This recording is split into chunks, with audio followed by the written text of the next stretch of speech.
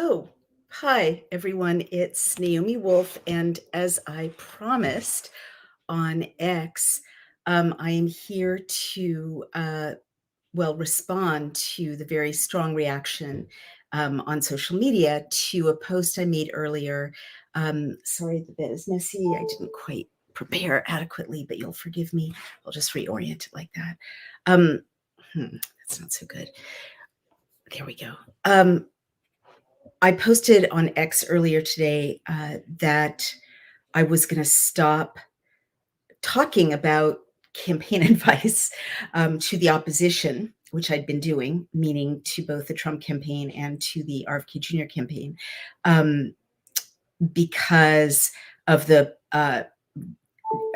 frustrating blowback and lack of momentum, basically. And a lot of people said, don't do that. Keep posting, keep using your experience from two successful presidential campaigns on which I was a campaign consultant.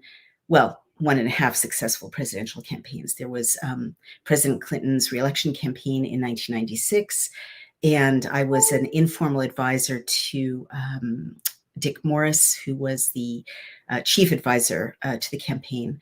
And then again in 2000, I was formally an advisor to Gore 2000. I was an advisor to Vice President Gore, and specifically on messaging about women's issues. And the yes, it was a long time ago, but some things like the DNC playbook really don't change that much. And those of you who follow my work, may know that I consider myself at this point a walkaway, meaning that I walked away from the Democratic Party. I don't recognize this Democratic Party. They've become entirely unlike the liberal, grassroots oriented, social justice oriented, free speech oriented party of my youth, to which I initially gave my allegiance. And I actually feel, as you know, if you follow me, that this administration, the Biden-Harris administration, is beyond treasonous. I mean, like, just to recap, since I last spoke to you live, beyond treasonous, right? Let me just set the stage a little before I launch in. I'm going to read you my essay, How Not to Run Against Vice President Harris. I did a bit of a riff about this theme last week on video, and then I wrote this formal essay while I was away on vacation last week. But I haven't read this formal essay and live and taken your questions. And I do feel like I always want to be transparent and accountable to my audience, to all of you amazing people who care about what I have to say. So I wanted to take this opportunity to read it to you and literally take your questions live. And I can do that not just on StreamYard, where I seem to be getting your comments, but also I'll keep X open. So those of you who are, among the 450,000 people who follow me on X, thank you very much for doing that. Just, write to me, and I'll read right there on X, below this live stream, and I will respond after I'm done reading you this essay. But just before I launch in, I want to set the stage a little bit since I last spoke with you. Where is President Biden? Like, we've been conditioned in just 2 weeks since he had his medical emergency shortly after the assassination attempt against President Trump in Butler, Pennsylvania. My reasoning about this. I think that there was some involvement with the Biden family, possibly, allegedly, don't sue me, that in setting a stage, I'm not going to say in, telling anyone to assassinate anyone, but creating an environment in which an assassination attempt could be allowed to unfold, right? I think it's pretty clear that assassination attempt was allowed to happen in various ways. That's all the evidence is mounting up in that direction. And I've said in earlier essays that in a White House, no one will say, the deniability is a very big deal. No one will say, just take away Secret Service from President Trump. but there will be a an allowances made in a certain direction without anything on paper, anything directive, such that it becomes pretty clear what the principal wants or what his family wants or what his senior advisors want. And then that kind of has a ripple effect. And it's much more like that famous line, will no one rid me of this meddlesome priest, uh, that led to the assassination of a cleric in England.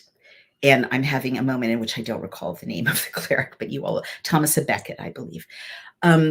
So that being said, and this is a recap, where we are now, and it's kind of incredible that in the United States of America in 2024, I'm recapping events that are like the least credible, pulp fiction that you could ever imagine.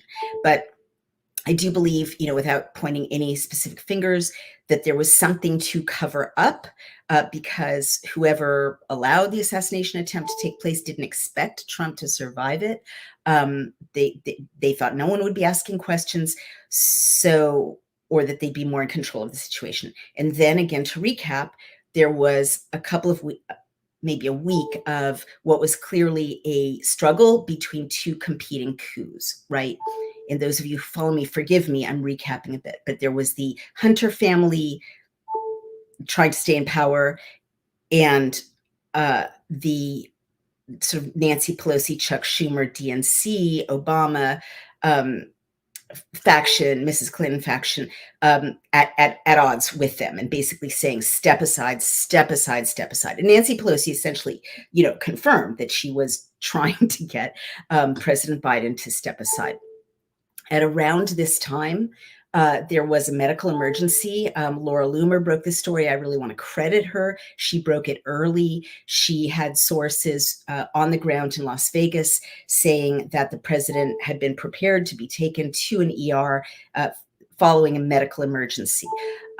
She was called a conspiracy theorist. She was attacked. It turns out to be true. The Wall Street Journal has, yesterday or the day before, managed to FOIA really fascinating records of the Las Vegas police very calmly and professionally preparing to transport POTUS, the word they used, to an emergency facility in Las Vegas.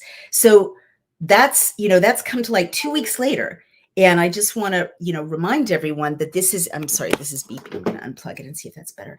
This is a giant, it is now confirmed that President Biden had some kind of dramatic emergency, medical emergency that led to it's a much bigger deal than, the medical emergency that was kind of gently leaked to soft launch before the Wall Street Journal successfully FOIA'd and released these audio clips. Whole streets in Las Vegas were blocked by the police to allow the motorcade of the president to speed to the emergency room. It's not clear from the audio exactly what happened, if they went to the emergency room, but literally chunks of the city of Las Vegas were immobilized by the police because the president of the United States was having a medical emergency, thoroughly confirmed in these audio records obtained by the Wall Street Journal. So I just want to pause and say, that is a big deal. That is a big deal. It's a big deal to billions of people around the world that the president of the United States of America was so badly incapacitated that the city of Las Vegas was partly immobilized to allow him to be sped to an emergency facility. Okay. It's a big deal. It's a big deal for our national security. It's a big deal for the chain of command. It's a big deal for our defense forces. It's a big deal for our intelligence community. It's a big deal for the citizens who elected him, ostensibly, who have a right to know always if this is in our Constitution, if our president is incapacitated. It is our right to know they work for us. And having been a White House spouse in the Clinton era. My then husband was a speechwriter for President Clinton, a special advisor to the president. I watched these events, as a spouse, up close for years, how they unfold. And a president doesn't just kind of, oh, I'm not feeling well, I'm going to hop off Air Force One and take an Uber to the emergency room. That's not what happens. Okay. And it's kind of incredible that this whole episode has been so memory hold by a massive media, propaganda campaign launched to kind of move us right along. Don't look there. That's a conspiracy theory, right? That we have to kind of be forced to, by me, I hope, to reflect on this. There is a gigantic protocol if a president is incapacitated. Gigantic. Okay. There are security plans. There's a chain of command. I mean, remember when Reagan was, well, you're probably a lot of you too young, when Reagan was shot in 1981. I may have the date wrong. It's been a long day. But when President Reagan was shot by a would-be assassin, John Hinckley, there was a scramble, and people claim, his advisors claimed to be in charge, and there was kind of a frenzy, like who's in charge of America until the president's health is stabilized. Well, we don't know if President Biden was unconscious. We don't know if he had a stroke or a heart attack. And I'm just going to say it. We don't know if he passed away. And I really hope that I don't get assassinated now. But, this is our country at stake. We don't know. And I'll get to that in a minute. So it's not trivial, right? When, that tragic day when John F. Kennedy was assassinated, there was an immediate protocol that kicked in. Remember, where Lyndon Baines Johnson stepped right in and reassured the country. And this was before people knew that John F. Kennedy had passed away. They just knew that he had been shot. Well, this protocol kicked in. Did it kick in here? Did the vice president step forward with the national security advisor and say, we've got it. There's an announcement. President Biden has had a medical emergency. Per the Constitution, I'm now acting president. Like, that's what's supposed to happen. Right. And there's a whole chain of command. And, where's the football, right? There's a chain of command. There's a protocol, meaning the nuclear football, right? In that moment, when the police in Las Vegas, the dispatchers in Las Vegas, knew that the president was injured or ill or unconscious or incapacitated in some way, having a medical emergency, and the rest of America didn't know, right? Also think about how many people have been forced to sign an NDA or however, like, how did this not come out, right? It's a big public event.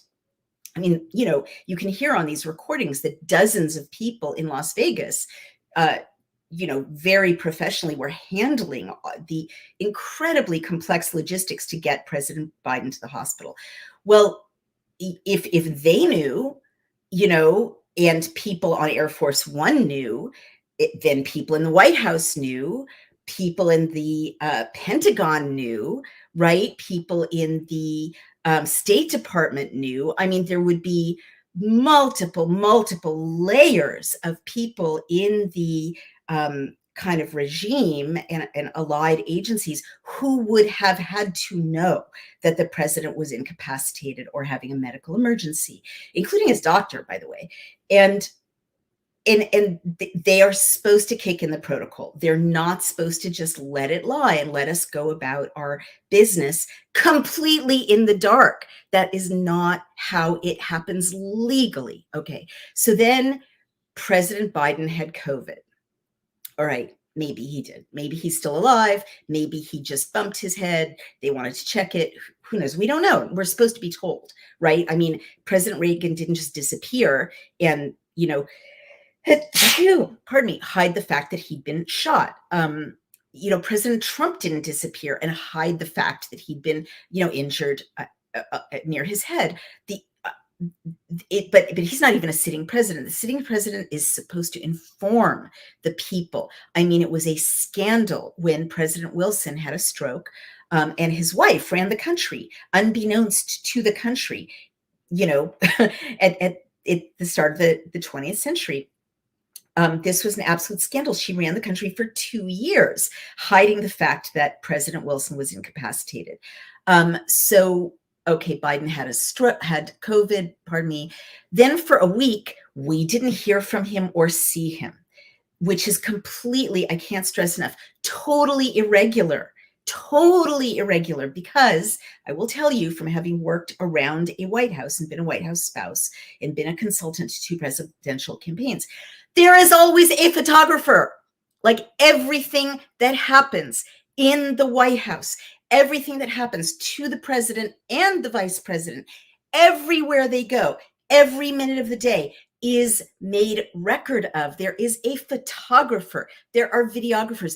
They are not outside photographers and videographers. They are White House staff photographers and videographers. There is a record of everything. You can't disappear if you're the president. Why? Because you don't belong to yourself.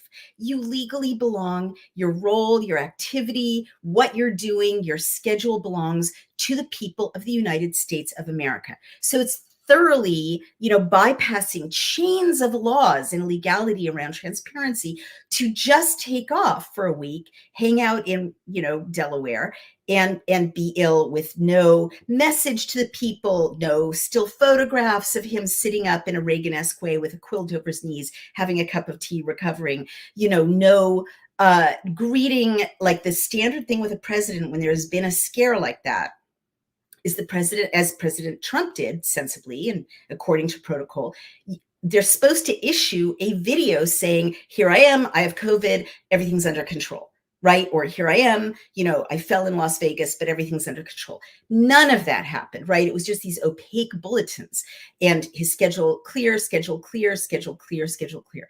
Then there was this weird call to Vice President Harris saying, you go girl, this strange letter resigning from the re-election campaign. The transfer of the campaign, which I've told you is totally illegal. You can't transfer a campaign and its money to another candidate. That's thoroughly against FEC law, but that started to happen. And then an address to the nation about the resignation from running for re-election allegedly by President Biden, in which I will tell you, AI could have thoroughly done that. I'm not saying it did. I'm not an AI specialist. I haven't analyzed it, but I have been around and been part of innumerable speeches by presidents and vice presidents, the creation of them. And that speech was not a resignation speech.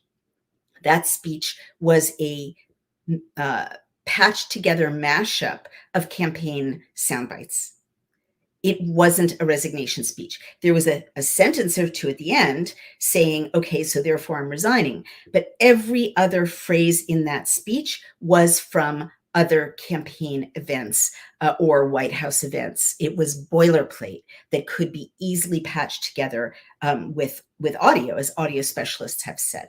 There were other weird things about it, like it didn't happen in real time. There were no questions. But the main thing I want to say is there have been no questions. President Biden, since his medical emergency in Las Vegas, hasn't shown up in person to respond live to reporters. To my knowledge, I may have missed something, but I follow this closely. He's been glimpsed from afar coming out of the Rose Garden after giving this alleged resignation speech.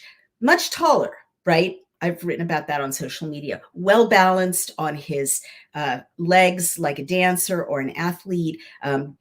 Heavier set, more muscle mass. More expressive, kind of a, good looking old gentleman, as opposed to the, really tragic, very frail, very, very debilitated man with, according to Dr. Kelly Victory, Parkinson's. And again, just to take a moment, I interviewed Dr. Kelly Victory, and she has diagnosed Parkinson's since spring of 2020 in President Biden. Well, if that's the case, and she made a very compelling case for it, and a beloved relative of mine had Parkinson's, and it was a very long, slow, miserable, painful, debilitating decline, right? Well, if indeed he has Parkinson's, Biden has Parkinson's, if he's still with us, right?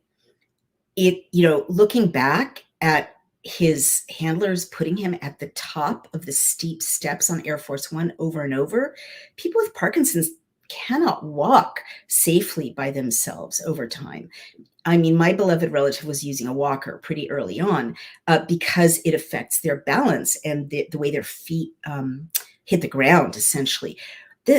Like they've been abusing this poor man for a couple of years, clearly, if indeed he has Parkinson's. He could have fallen to his death at any time when he descended or ascended those steps. And if he has Parkinson's or had Parkinson's, wherever he is, it's especially cruel to think of all those memes of him trying to ascend the steps of Air Force One and falling, or being put on a bicycle and falling. I mean, my God, if that is the case, and I'm not a medical doctor, but Dr. Victory made a very compelling case for this diagnosis.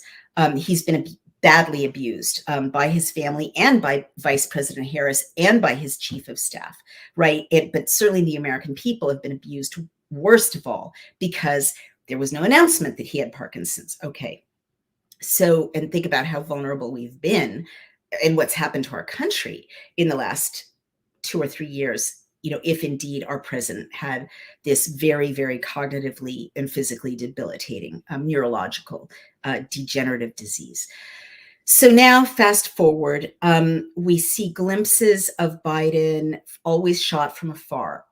They just released another one of this incredibly elongated, gained 6 inches in length and height, Biden at the beach in Delaware. And as I ask you to compare the same lounge chair some weeks ago, Biden's legs did not extend that far past the lounge chair. And this man, who's being represented as Biden, has gigantic feet. None of that accords with the physicality of Biden pre-Las Vegas medical emergency.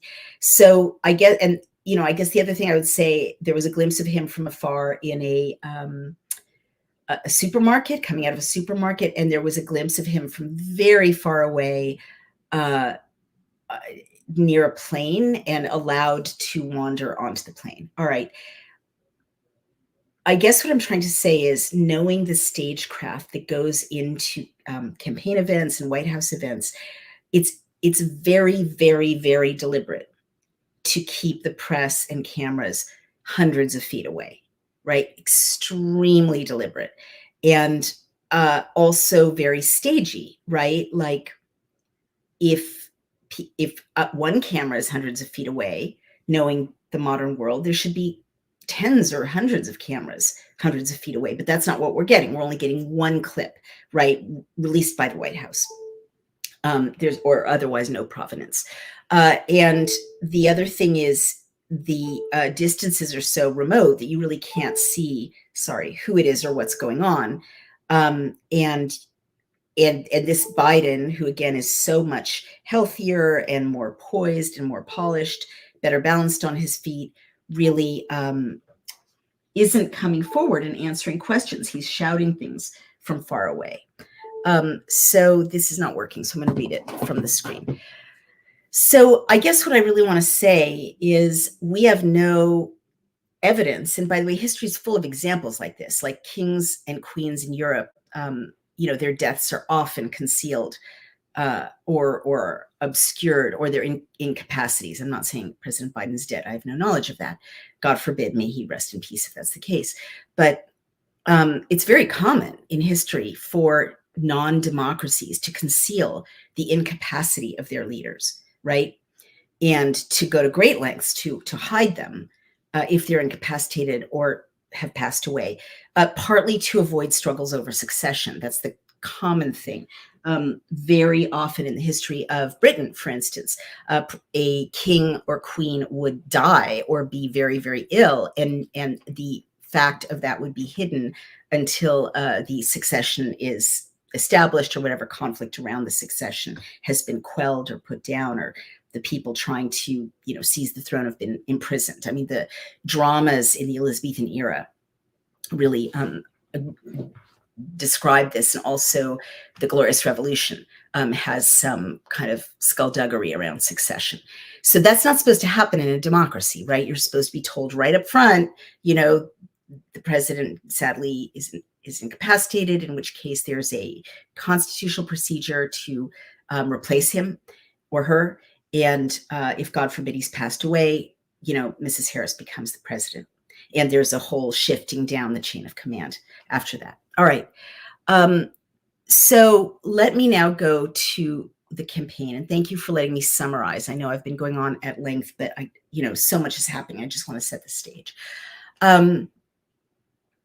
We don't know, President Biden hasn't answered questions in real time. I can't say that enough, because as American citizens, you're entitled to have your president show up and answer questions in real time. So we really don't know who's running the United States of America. And I just want you to note that, I'm talking about it. A handful of other people are talking about it, the vulnerability that besets us when it's not clear who's running the United States of America. It could be good people. It could be bad people. It could be a foreign country. It could be Iran. It could be China, right? It could be Klaus Schwab. We don't know. It could be Hunter Biden. It could be Hunter Biden's girlfriends, right? Or his drug dealer. Like, we don't know. Very dangerous situation. But we're being lulled into, oh, look over there. It's now all about Kamala Harris, shiny object, look over there, look over there. And the metaphor for this is that Time or Newsweek cover that showed Biden's body leaving the frame and Mrs. Harris entering the frame, right? We're being encouraged to kind of not even think about President Biden at all, as if he's not the president anymore, as if that's normal. Well, it's not normal. And the reason we shouldn't be lulled into just like forgetting about President Biden is that we don't have another president. He's still the president, right? And if he's alive. And so what this means is our enemies certainly have noticed this. And all of the instability you see, all the saber rattling, Iran threatening Israel, and China making aggressive moves, and the threats against the petrodollar, everything that's happening around the world is happening because no one knows who's running the United States of America.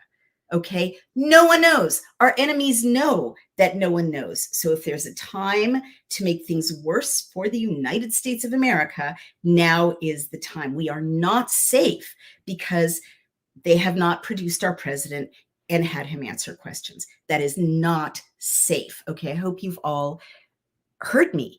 And I should stop repeating myself and get to my essay. All right, so given that, I'm supposed to be nonpartisan. People have asked me, why don't you just help the Trump campaign, or why don't you just help RFK Jr.? Why don't you just denounce, endorse someone and denounce other people? And I just can't, because I'm CEO of a company called Daily Clout, which means I'm not supposed to be partisan. It's a company that lets everyone engage with legislation. I'm not supposed to be partisan. I can't endorse. However, as I always say, my allegiance is to the Constitution, not to any candidate or political party.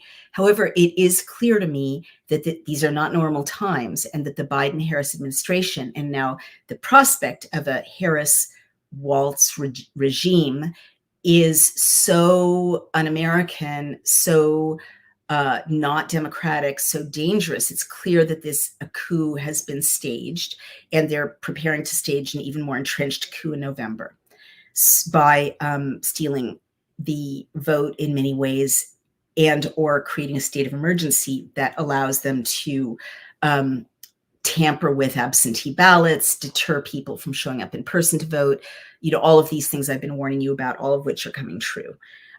So as a result of that, I have to kind of break my own neutrality a bit. And I've been trying to, give general campaign advice to the opposition campaigns, whether it's RFK Jr. or President Trump's campaign. But I specifically had a critique, I hope a constructive one, for President Trump's campaign, because I'm very, very worried about it. Because if President Trump and RFK Jr. don't in some way merge into an effective movement by November, it's the end. It's the end of this country, and we are all going to quarantine camps are worse. I mean, look how quickly the UK is devolving into straight up fascism, within a matter of weeks. It's like all out, you can get arrested for putting your opinion on social media. And it's happened in Australia. It's happened to Canada. Nothing will prevent the globalists from doing that to us if we don't have Trump and RFK Jr. being very successful in their respective campaigns, and again, ideally joining forces in some way close to November. That is it's like a miracle that we have that one shot to stop this globalist machine.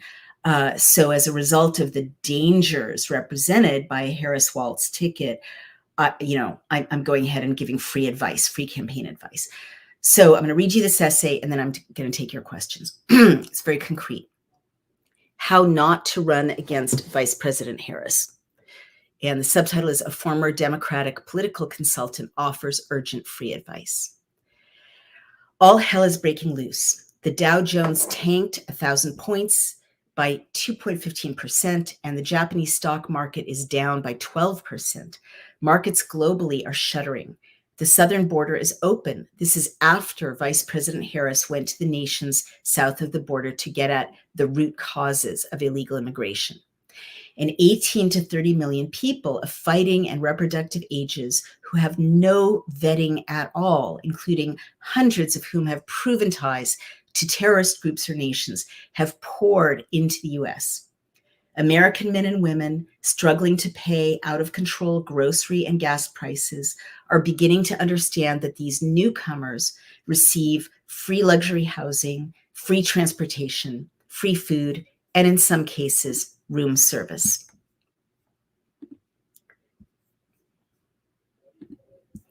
Crime is rampant in cities. Concerns about crime have grown by double digits under the Biden administration, according to the Pew Center for Research. Quote, a growing share of Americans say reducing crime should be top priority for the president and Congress to address this year. Around 6 in 10 U.S. adults, 58%, hold that view today, up from 47% at the beginning of Joe Biden's presidency in 2021. Homelessness haunts our nation's alleys and parks. We were humiliated by the Biden administration in withdrawing from Afghanistan in a way that traumatized many veterans. And now we are humiliated with the politically motivated reaching of a plea deal with 9/11 mastermind Khalid Mohammed. In the past 3.5 weeks, President Biden has been exposed as being severely demented. My interview with Dr. Kelly Victory revealed that he is likely to have had Parkinson's since early 2020, which means that Vice President Harris has been committing treason for years by covering up his condition.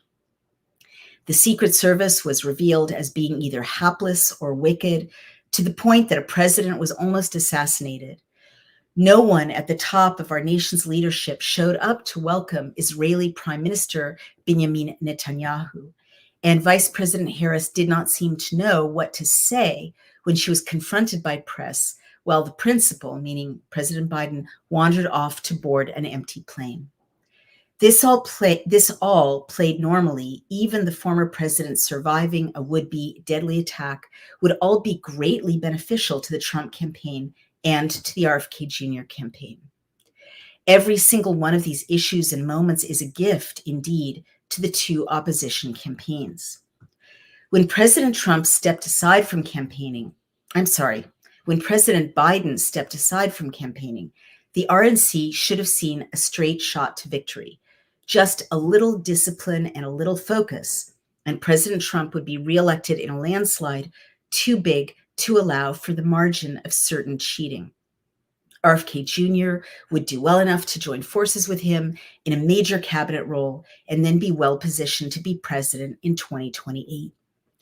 And yet, in just the 2 weeks since this huge opportunity to defeat a lethal globalist regime opened up, President Trump and the RNC seem determined to snatch defeat from the jaws of victory.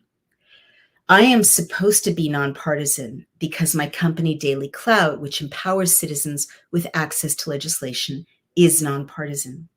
However, it is so clear that enemies of our country have seized control of the Biden-Harris administration that I feel I need to speak up to help any candidate, President Trump and or RFK Jr., who can unseat these traitors. To that end, here are some cliff notes from a former Democratic political consultant to two presidential campaigns, one of which succeeded and one of which won the popular vote, about how not to run against Vice President Harris. Know the electoral math is number one. Every single presidential campaign in modern history has to factor the same math equation in order to attain victory. This math also has some profound philosophical implications. The math for left or right does not matter is no one can win by appealing just to the base. I cannot say this enough. No matter how effective left or right are at turning out their shock troops, the grassroots believers on either political extreme, no one can win by appealing just to the base. There are simply not enough of these true believer voters in the key swing states that ultimately matter. A swing state is a state that can go either way. You can have millions of passionate MAGA voters activated and turning out to vote in Alabama and South Dakota, and ultimately it won't matter in attaining victory for President Trump. The same is true of activating the base in just New York or California for Vice President Harris. The way our electoral map is set up, any candidate needs the swing voters in Arizona, Michigan, Pennsylvania, Wisconsin, and Georgia, the current swing states. So the US presidential election always comes down to pathetically few swing states, like thousands or sometimes even hundreds of votes in those swing states. In 5 to 7 states, the margin of victory is agonizingly narrow, and Trump's and Harris's only route to victory is to swing undecided voters in those states his or her way. Swing voters tend to be moderate. What does this mean? To me, this fact creates a beautiful requirement. This math requires a successful presidential candidate to speak not just to people who agree with him or her, but also to use compassion and insight and imagination to speak to all of America about the issues that unite most Americans and that are of concern to most Americans. Now, given human nature, it is very difficult to achieve this. That is, to give up feeling the ego gratification of speaking into an approving echo chamber, and rather to choose to use language and identify policies that really unite, really reach out and appeal to those who do not agree with one about everything. When I advised Democrats, I was always warning them, as they have the same human temptation to speak to a cheering echo chamber, about how important it was to respect the fact that, for example, not everyone whose vote Democrats needed supported abortion rights as they themselves did. I would warn Democratic candidates about the tunnel vision that led them to assume that everyone saw identity politics or welfare or the environment or feminism and gender roles or religion or guns or the military the way that they did. When President Clinton spoke to liberals in liberals-only tones, he lost support. But when he had a conservative leaning advisor such as Dick Morris, he was able to speak in a more universal voice about issues that united people across the political spectrum. He focused on the economy and dramatically slashed welfare entitlements. He signed a welfare to work bill. That gesture sent an effective message. This was not a lockstep liberal pandering only to the base. Both President Ronald Reagan before him and President George Bush after also perfected this dance step. And this quality in their platforms and rhetoric was crucial to the victories of both men. President Reagan had brilliant speechwriter Peggy Noonan. In her soaring words in President Reagan's speeches, you will never find an us versus them dichotomy or see evidence of a narrow conservative tunnel vision or of any pandering to the base. Noonan had the gift of speaking to all of America as if it was one community, which indeed we are at our best. and of appealing to the most inclusive aspirational instincts in our common American nature. Because of this unifying aspirational language in President Reagan's speeches, you also won't find gay baiting, intrusive attacks on opponents' private lives, personal slurs, nasty jokes, or racial pandering.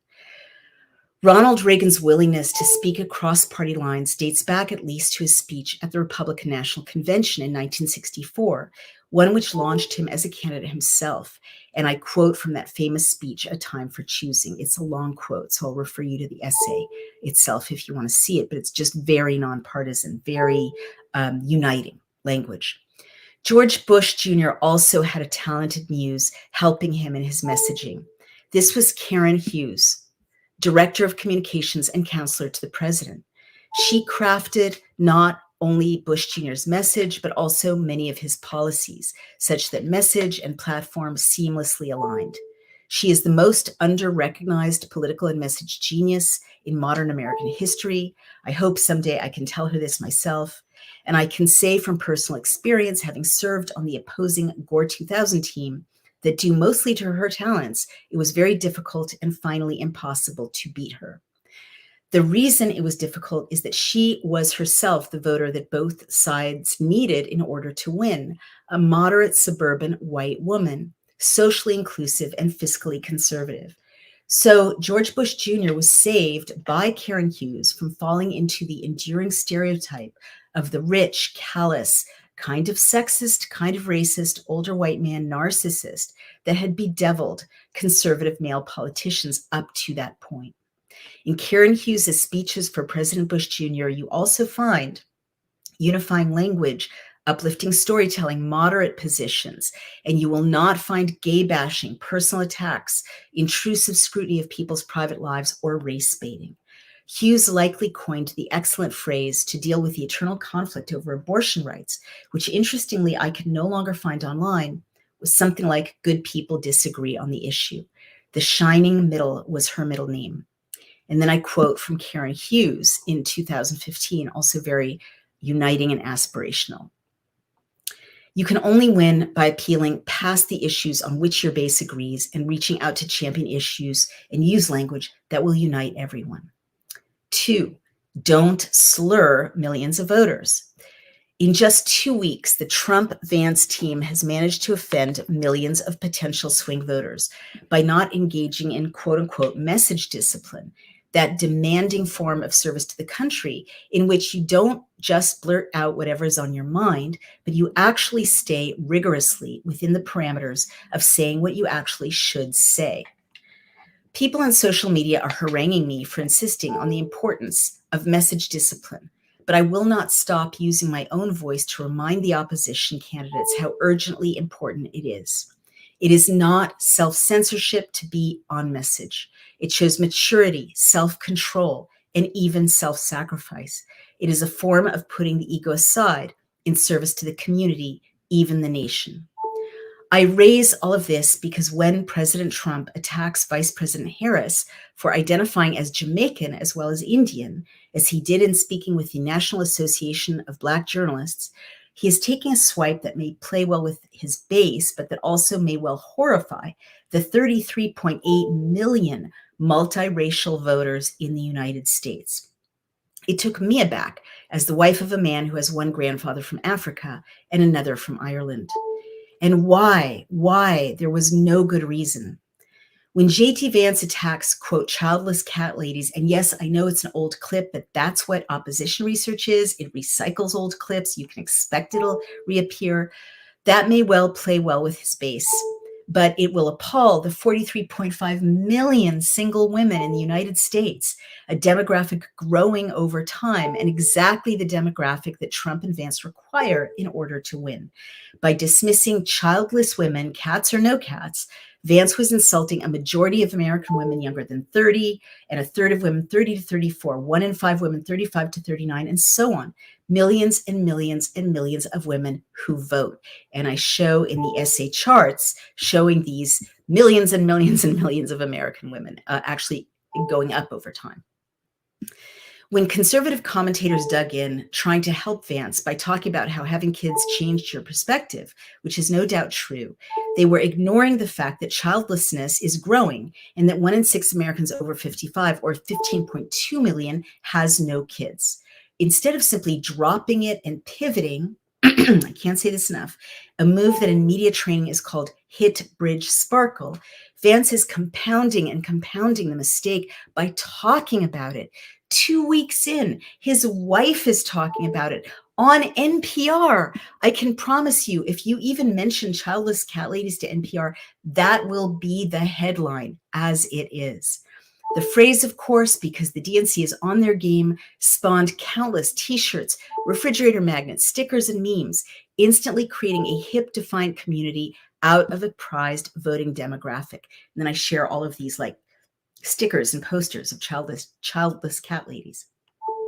So JD Vance, Mrs. Vance, no, don't fall into the trap. For God's sake, drop it. Say, quote, I don't always express myself perfectly. What's really important is to leave the country we knew intact for all the children, and then move on to economy, crime, border, unity. These questions are just set as traps in order to generate that bad headline. And Republicans, for reasons that mystify me, step into them again and again and again. These missteps went on and on. JD Vance said at a Michigan rally, quote, Kamala Harris said something to the effect that I have no loyalty to this country. Well, I don't know, Kamala. I served in the United States Marine Corps and built a business. What the hell have you done other than collect the check? Mr. Vance added. No and no. By addressing the first female and biracial vice president of the country as Kamala, JD Vance is already showing tremendous disrespect. You don't have to like the woman to respect the office. And this first name basis dismissal feels insulting to any woman or person of color who has ever been talked down to by a white man. The obliviousness of the Trump-Vance team about the nuances related to being white men in a multiracial two-gender world, that is, how to not offend heedlessly or needlessly, is pretty stunning at times. Imagine Vice President Harris addressing JD Vance as, well, I don't know, JD. It would be breathtakingly insulting. By asking a woman of color, quote, what have you ever done but collect a check, end quote, Vance invokes welfare queen stereotypes, intentionally or not, but consultants are there to save candidates from unintended horrors. By asking a government employee, what have you ever done but collect a check, he also may insult the 2 million voters employed by the federal government and the 19.23 million voters of local employees of local governments. These include cops, firefighters, teachers in public schools, many nurses, all of our military, and so on. He may not like what Vice President Harris has done in office, but to suggest that the former Attorney General of California and then the first woman vice president has done nothing just evokes every male boss who ignored every woman's achievements and then sent her out to get coffee. Better to attack Vice President Harris by title on her achievements: an open border, a crashing economy, war overseas, skyrocketing crime, and the criminal cover-up of a demented president. 3, stay away from personal attacks.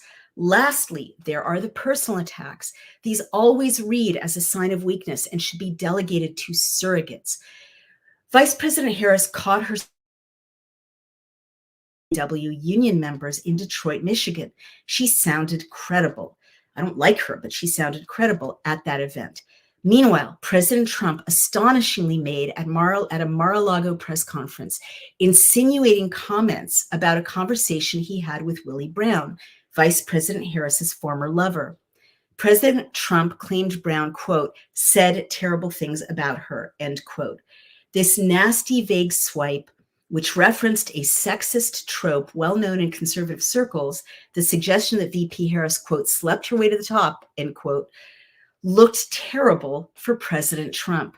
2 adulterous men telling nasty stories about someone who had, during her time with Mr. Brown, been a much younger, sexually active single woman. All of it looked and sounded like a time capsule of nasty old guy gossip and unpleasant patriarchy. I am being ratioed on X for pointing this out, but sorry, I am not sorry. Better to course correct 80 days out and 2 points up than with a week left in November and 10 points down. And I know this part of my critique offended a lot of Trump supporters. I'm sorry. I am really trying to be helpful here. Not everybody sees your candidate the way that you do. The people you need to have vote for him if you are to win with a large enough margin to outdo the planned cheating, don't like this kind of thing. Okay. I'm telling you, I'm a crossover. I know how they hear this, how I hear it, right? And why say it? Why go there? Border, crime, economy, unity. Border, crime, economy, unity. That is all you need to do to win. 5, go back to conservative first principles. Probably that should be 4. I understand that many conservatives feel strongly about trans issues and about men in dresses and about gay porn in schools. These are all valid issues to discuss, though I think that many conservatives these days are careless in not separating out adult consensual gay relationships, for instance, which were never targeted by conservatives such as President Reagan or George Bush Jr., and the criminal grooming of children or pedophilia, which statistically, by the way, is a crime more often committed by heterosexual men targeting girls. But as strongly as you may care about men and women's sports or about trans issues or the ill-defined gender ideology, those are issues that right now affect a tiny minority of people. They are not the issues with which most voters are struggling every day. Those core issues are crime, border, and economy. Without more careful language, Republicans risk alienating the 7.1% of Americans who are lesbian, gay, or even transgender, but who also may be religious or fiscally conservative or pro-life or liberty-oriented. And I show a chart showing that people who identify as LGBT are actually also going up over time. If contemporary Republicans did not seem at times so fixated on what other consenting adults did in the privacy of their homes, millions of these LGBT Americans might gladly vote Republican. Many swing voters support many conservative planks, but are very wary of how the conservative movement has seemed increasingly censorious since the Reagan and Bush Jr. years about consenting adults' personal lives, and they fear America becoming a version of Margaret Atwood's The Handmaid's Tale. So given that, go back to conservative first principles, which used to be more inclusive: crime, border, economy, unity, freedom, constitution. The same theme that a successful presidential campaign is not a mirror reflection should be applied to religious preferences as well. Don't get mad at me yet. Hear me out, please. I know many conservatives feel that they want a Christian America. I respect their deep faith. But the founders guaranteed freedom of conscience as the bedrock of our nation, and they insisted on having no established religion. A Christian state can be as tyrannical as an atheist one. See the Inquisition. And Christians, much as I respect them, do not own the idea of America or of God. America is also Jewish, Hindu, Muslim, Buddhist, and atheist. What I'm trying to say here again is that a successful presidential campaign cannot be a dream wish list with all of your favorite items on it. A winning presidential campaign also cannot be a therapy session. You won't get everything you personally want or like if you are going to actually win.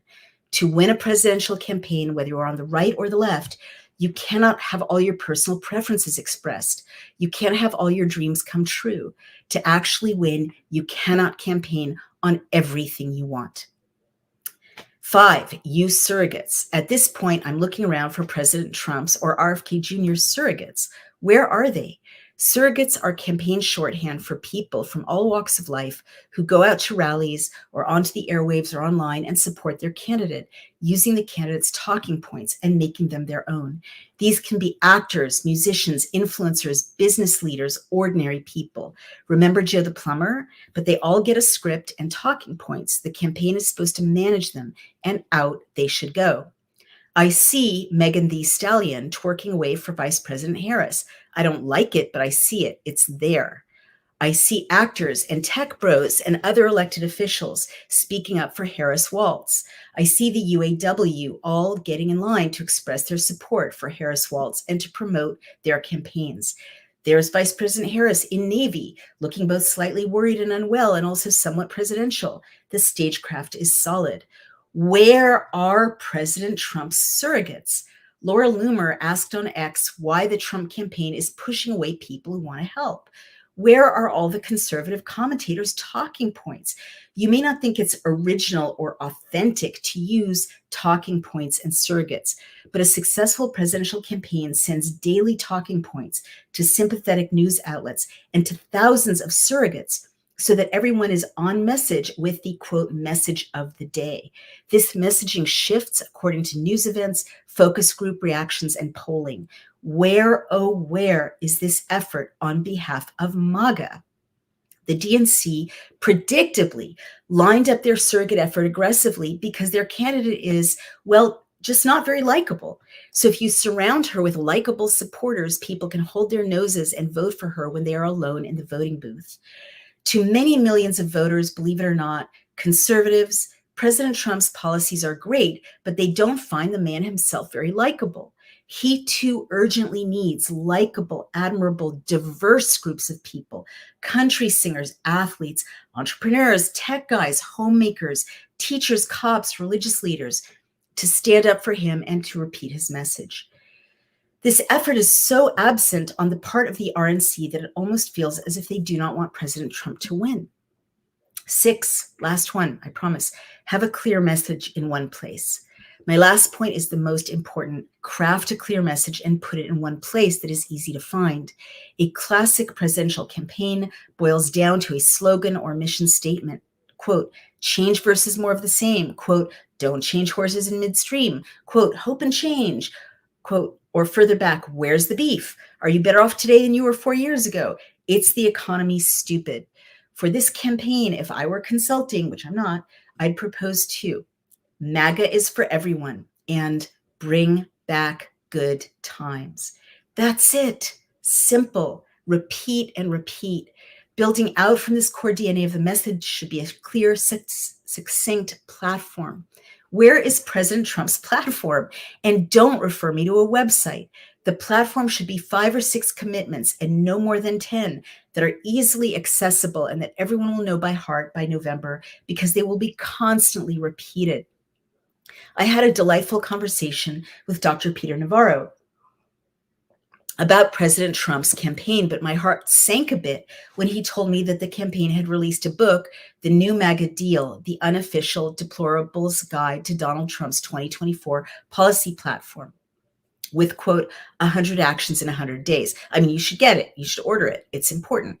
But that effort is much better than no visible platform at all, and I applaud Dr. Navarro for putting it together. However, respectfully, if this is the main guide to the platform, it is way too much for anyone to summarize or quickly to check. I had the same difficulty early on finding or hearing RFK Jr.'s platform succinctly. His summaries have improved. If you search Donald Trump 2024 platform, a lot of nonsense and legacy media comment comes up on the critical first results page. The closest thing to a platform easily found is, quote, 2024 Republican Party platform, end quote, on the website of something called the American Presidency Project. It does not even say clearly that it is President Trump's platform. It's 20 items, too many. 10 of them are just great. I'd keep and them everywhere. Some are hard for non-MAGA media consumers to understand. Quote, end the weaponization of government against the American people, end quote. Some are marginal or vague. What is, quote, radical gender ideology, end quote. I kind of know because I watch MAGA media, but most of Americans won't know. And some items are vague, bring the US, quote, record levels of success. And here there's this list of 20 items. And I won't read all of them. You should take a look. But number 1 is seal the border and stop the migrant invasion. Number 2 is carry out the largest deportation operation in American history. Number 3 is end inflation and make America affordable again. Number 4 is make America the dominant energy producer in the world. By far, I would cut all these extra words. 5 is stop outsourcing. turn us into a manufacturing superpower. 6, large tax cuts for workers and no tax on tips. That's a good one. 7, defend our Constitution, our Bill of Rights, our fundamental freedoms, including freedom of speech, freedom of religion, and the right to keep and bear arms. 7. No, that's 7. 8, prevent World War III, restore peace in Europe and in the Middle East, build a great Iron Dome missile defense shield over our entire country, all made in America. So by now you're probably glazing over because it's too long. Some of these are great. Rebuild our cities, fabulous. Some are, I would say, marginal. Keep men out of women's sports, fine. But is that in your top 6 or 7? Deport pro-Hamas radicals, make our college campuses safe and patriotic again. Problematic. What does that mean? They're using their First Amendment rights. Secure our elections. Awesome. You want that down for number 19? Unite our country. Sure, but what does that mean? So very much needs a red pencil. This platform needs to be shortened, taken out of all caps, please, repeated everywhere, and communicated in sound bites. Every speech should have 5 or 6 memorable sound bites that advance the message and the platform. All surrogates should be given, as noted above, talking points that advance the message and the platform. And that is it. And then you stay disciplined and on message, deviating not to the left nor to the right till election day. And you clean up the voting process as much as possible. Emerald Robinson asks why anyone should think 2024 won't be a repeat of 2020, given that the electronic voting issues and absentee ballot issues have not been resolved. She's right. I have been appalled that almost no Republican lawmakers, except for 2 in Wyoming, including State Senator Tim Salazar and Representative Heidi Sampson in Maine, have tried to pass our excellent election integrity bill, a bill we offered the whole country in draft form to anyone, with our lobbying for it for free. The other hundreds of Republican state senators and representatives did not pass or even introduce our free, excellent bill. Do Republicans want to lose? Do they want to keep losing? This passivity, forgive me, is astonishing me. I hear a lot of Republican commentators these days complaining. They complain to me on interviews and on podcasts about how unfair the legacy media is and how stupid the media coverage is and about how the DNC lies and on and on. All of that is true. I know very well the DNC mafia. I know well the DNC lies. I worked for them, but I also have little patience for all of this whining. And it makes me miss Steve Bannon, imprisoned as we see now for good reason, as he was the general of the Liberty effort. As he would have said, no whining. Of course, legacy media blacks you out. You have a massive independent media universe where the right is making almost no effort to elect their own candidate. Of course, the DNC lies and is cynically on the offense, paying off influencers. I could have told you in my sleep their every move in advance. This is the playbook. How can you complain about this if you can't stay on message for 48 hours? Why be your own worst enemy? Of course, coverage is stupid. If you show some message discipline and get lots of surrogates, you don't need to rely on getting past the stupidities of the coverage because you will be reaching the voters yourselves directly. I love MAGA. I love MAGA in many ways. I think only the joint forces of Trump and RFK Jr. can save this country, as I said earlier, and thus can begin to save the world from murderous globalism. So much is at stake. It's so easy to do the right things. So why not do them?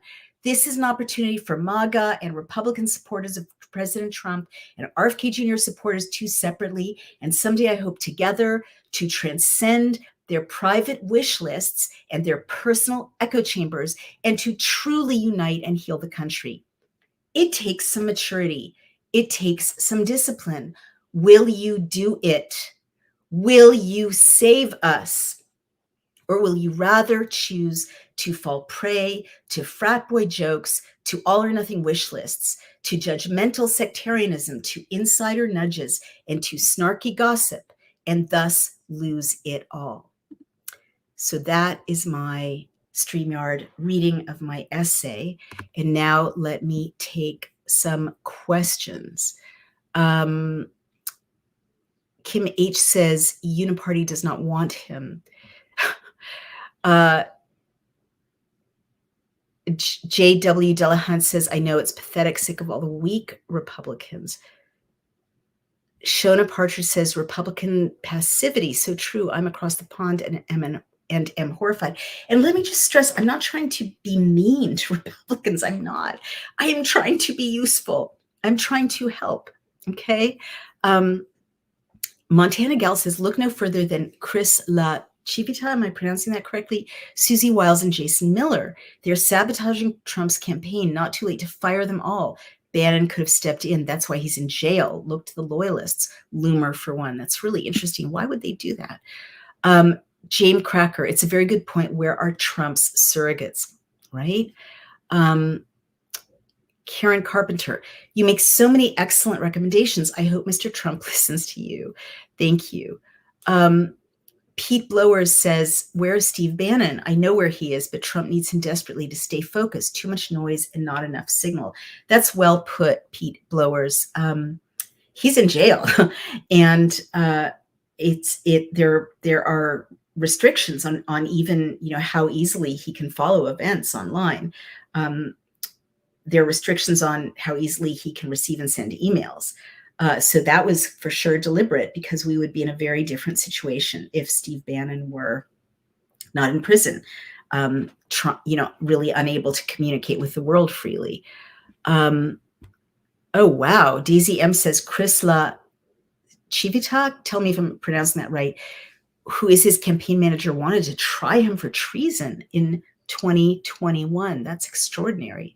Kim H says, I do think your intentions are pure and the people attacking you are being impulsive and not thoughtful. What you're saying is true. That's really sweet. Thank you. But I don't just I want to have an honest conversation. I appreciate your kind words, but I also, want to just thank you. But I don't need you to make me feel better. What I really want to do is save this country, but thank you. Okay, Sandy Child says, why are you on my page? Vote for Harris Walz. I heard via Naomi Klein you were off the deep end and she hated that she got confused with you. Well, Sandy Childs, thank you for bringing this up. There's a wonderful thing on Facebook where you can block someone that you don't want to hear from. So I encourage you to block me, and thanks for your input. Naomi Klein her family receives millions of dollars. Her family's organizations, I should say, and her family members also receive as total millions and millions of dollars from the pharma industry. So that may give you some clue as to why she, at the height of her career, would spend 2 years writing a book trying to portray me as a lunatic, when I have overseen the Pfizer Documents War Room Daily Clout team, whose findings about the greatest crime against humanity in recorded history have driven down the value of Pfizer and Moderna stock to 2016 levels. Let's see. Stephen K. Bannon ran the 2016 campaign. Trump needs him now. Whomever is in control stinks, says Jay Hecker. Slay, says Yadu 2016. You are so right, Queen. That's really funny. Thank you. Roscoe sings. Hi, Roscoe. I think this is my old friend Roscoe. I agree Karen Hughes is very talented and all, but your guy won. She just had a client that was willing to fight. That's totally true, Roscoe. It was heartbreaking. And it turns out if Gore had counted all the votes in Florida instead of selective ones, he would have won. So you're right. He should have fought. And this is where campaigning is so effective, because I remember vividly the Republicans, the RNC, was starting to say sore loserman. Remember that? Instead of Gore Lieberman, sore loserman, sore loserman. And it was so emotionally traumatic to the Gore campaign that,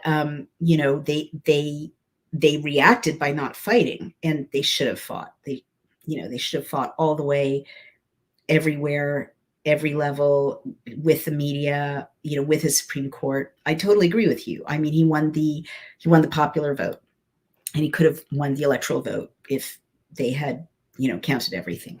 It's heartbreaking.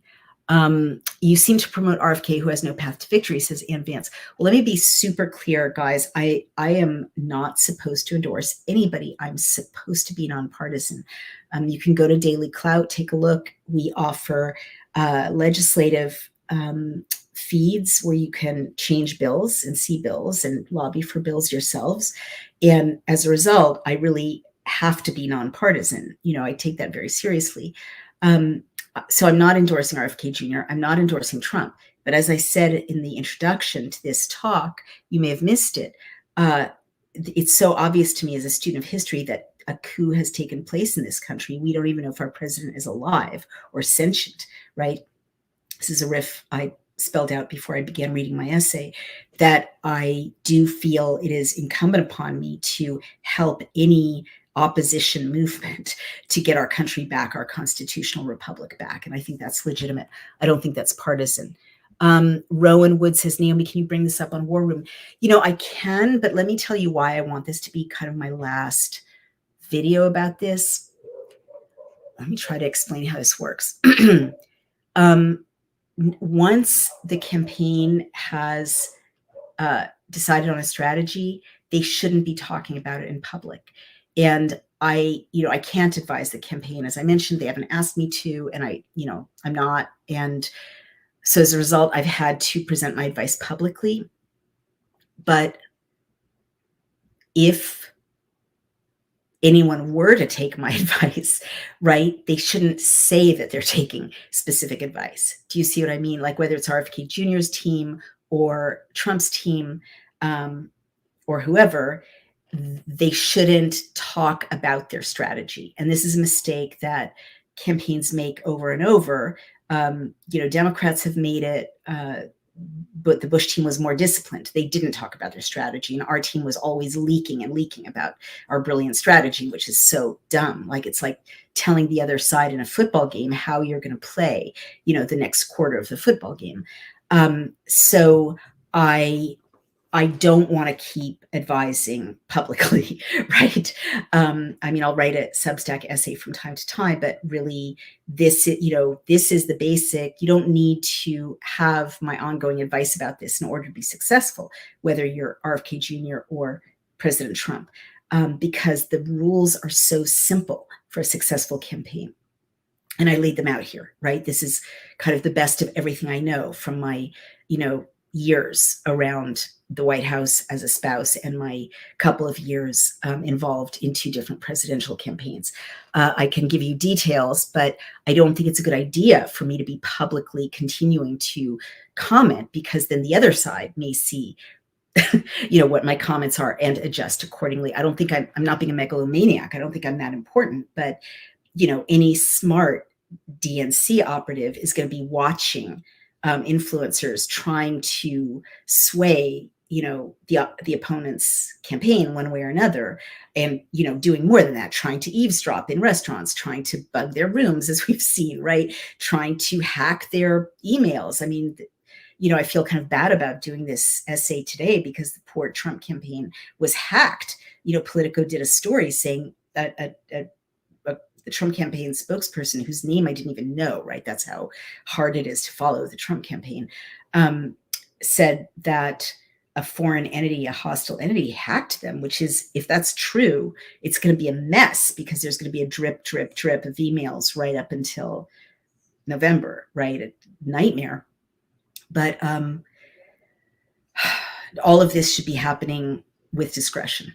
If you want to win, you keep your cards close to the vest. You don't share your strategy. So that's why I wanted to do this and answer all of your questions, so that I could stop commenting publicly and, give my best guidance and put it out there. It's quite easy. It's quite basic.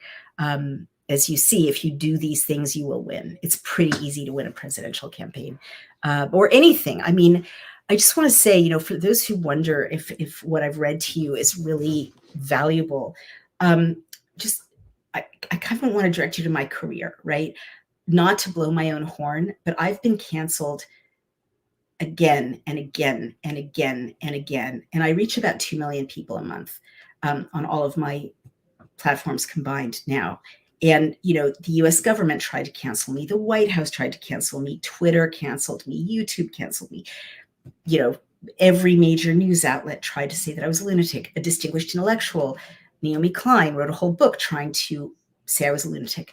I've managed to fight off, to survive and have my voice continue to be heard because I use this methodology, right? If you think, those of you who follow me, think about how I handle debates. I'm not blowing my own horn. I was just very well trained by a genius media trainer at the start of my career. And also I learned a lot advising 2 presidential campaigns and being the wife of a White House speechwriter. So, think about how I talk, right? I'm talking to people across the political spectrum about very difficult issues. Think about that, I use this discipline that I'm telling other people to use myself every day, and it's very hard. It's not easy. I try not to name call. I try to take the high road.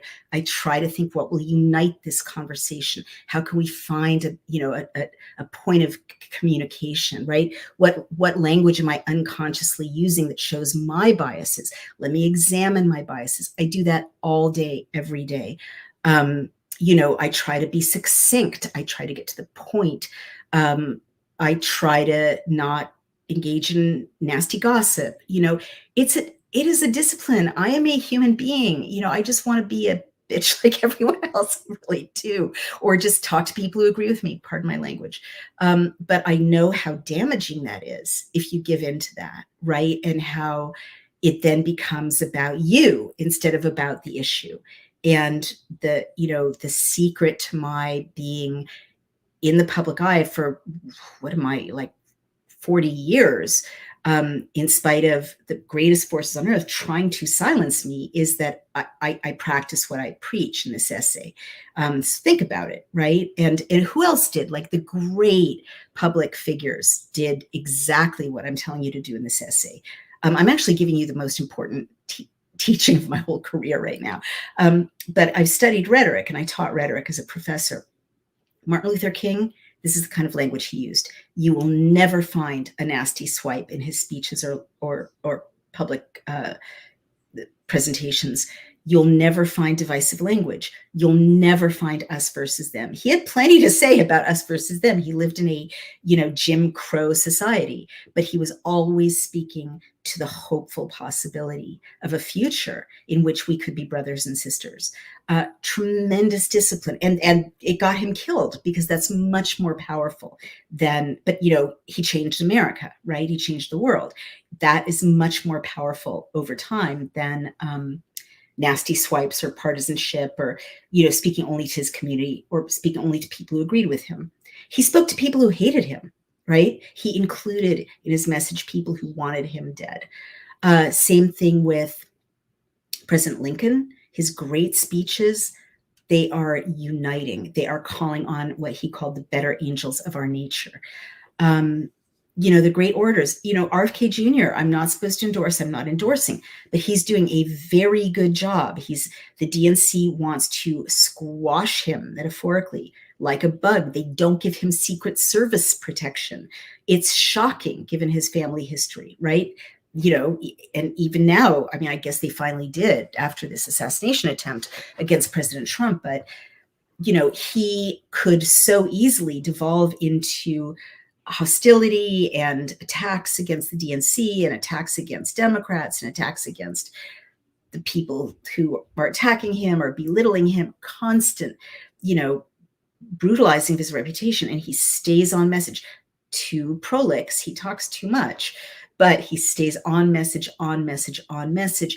And his message, he's survived some of the most powerful people in the country trying to silence him, I think, because when people really hear him, they're hearing a uniting, healing, substance-oriented message. All right.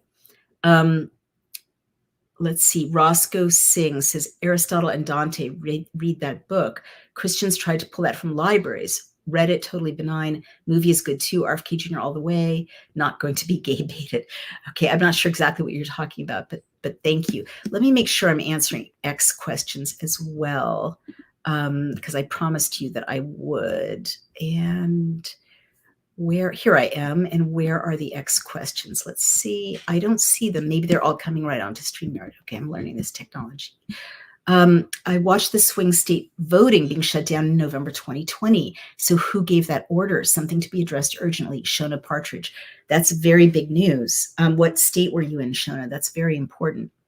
Well, all of you can and should go to Daily Clout and download the election integrity bill, which is pinned right there on the homepage, and send it to your elected officials at the state level, and also at the national level, and ask them to pass it, because it solves all of these problems. And by the way, our remedies are now in this, as you heard, in this 20-point agenda.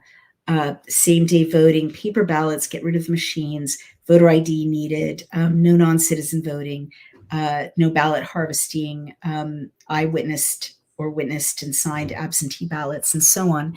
But, as I said in my essay, literally 3 Republicans, and no Democrats, of course, but 3 Republicans at the state level out of hundreds and hundreds and hundreds tried to pass our bill. And it solves the problem, right? So what is that? What is that about? Why? So easy to do. Why? Why are they not solving the problem by passing a turnkey, excellent, clear language, 19-page bill that would get rid of voting problems that bedeviled the 2020 election? It's shocking. JD needs more appropriate language for sure, says Shannon Moon. Oh, so many great comments.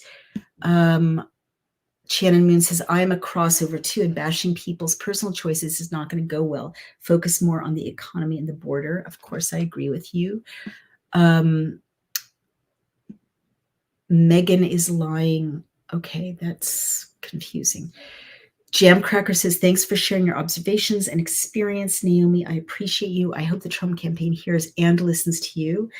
Well, I hope everyone hears and listens to me. I want my country back. I also don't want to go into the gulag.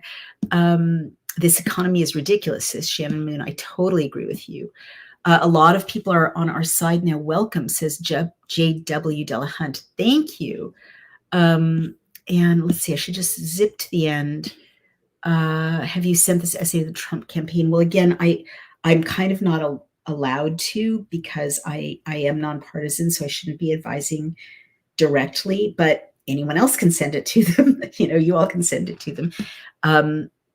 Oh, Daisy M. Naomi is genius, folks. Heed her words. Thank you.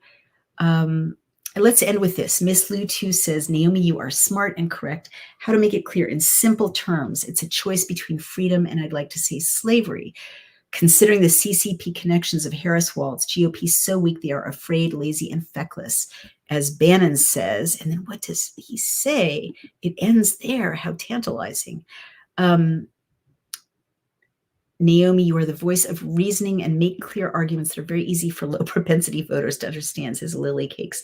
Thank you. I wish I could hear the end of that earlier comment. Logic, common sense, both rare, says Miss Lou too. Okay, well, there are a bunch of wonderful comments. Sadly, I don't have time to read anymore because my wonderful family, we're visiting my wonderful stepson. So thank you for this broadcast. It has helped me understand your perspective and common ground much better, says someone whose name just skipped up there, Martin Truther. Thank you. Well, I hope so. I mean, I just wanted to always be accountable to you and answer your questions. And I know there were a lot of questions about all of this. So I'm going to stop there. I do want to remind everyone that we do have a sponsor. We have wonderful sponsors, but the one I'm always intending to tell you about who make these broadcasts possible is Native Path. And I swear by their collagen product because I have a mobility issue sometimes. And when I take their collagen, I scamper around like a mountain goat. It really makes a huge difference. And so I want to tell everyone about it. And you can go to getnativepath.com, promo code DailyClout for 45% off. I wouldn't talk about it all the time if I wasn't such a true believer. So they are our sponsor. It takes a lot to produce and distribute these videos, these essays. This will be edited and promoted on social media, and made as easy to follow, easy to share as possible, and that takes resources. So go to dailyclout.io and donate or become a member, please. It really helps us. We really need it. Or go to my Substack Outspoken, donate or become a member. If you can't, because the economy is terrible and so many people are broke, you can help a lot by spreading the word, sharing the information, talking about it, standing tall, and doing everything you can do, which is a huge amount. We're all so powerful together to save our beautiful, beautiful country. So God bless you all and have a wonderful night. Thanks for letting me hop on and share my heart with you all. Bye-bye.